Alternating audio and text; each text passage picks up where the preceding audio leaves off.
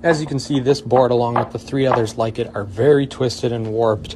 If you were to simply send this through a planer and get both faces flat, by the time they were all flat, it'd probably be less than a 1/2 inch thick, and that's not really usable, especially not for a tabletop. So I'm going to show you how to get it relatively flat before you end up surfacing it so you don't have to waste so much material.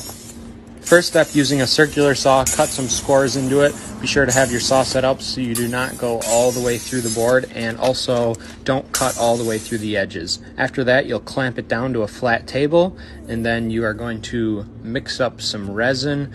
There is no need to add any dye. I was just doing that because I wanted to test out the dye for a future project I have coming up. Then use a trowel and work the epoxy into all of the slots that you cut. Overnight, the epoxy is going to soak into the wood, so you will have to do multiple pours to top off the epoxy all the way to the surface of the wood.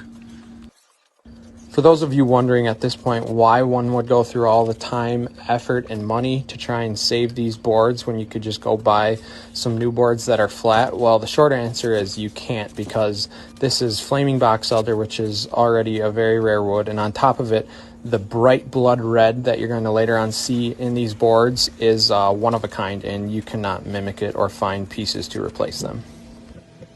So here I am mixing up some pigments and dye to try and match the color of the box elder wood itself, even though it doesn't really matter because this will be on the bottom of the table and you will never see it. I figured, why not, just for fun.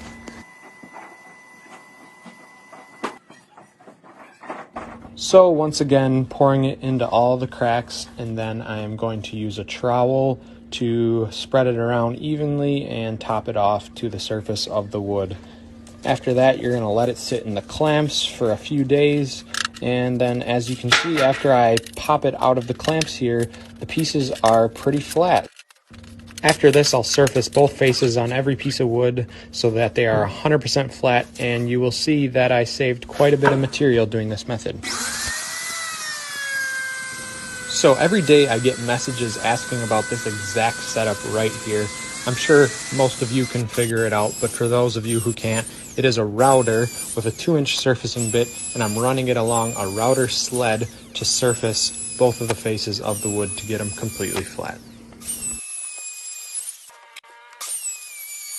So I'm putting some water on this piece just to give you guys a preview of what this wood will look like once it has finish on it. And as you can see, it has that dark, deep blood red color to it like I was saying before. And this is exactly why I went through so much time and effort to save these pieces of wood, because you really can't mimic or buy pieces of wood just like this. Now that is insane. You don't really find too much flaming box out there that is this colored and that deep of a red. That's beautiful. And these pieces of wood were actually salvaged by one of my sisters who works for a county park system in our area, and I'll be using these pieces of wood to build her a coffee table.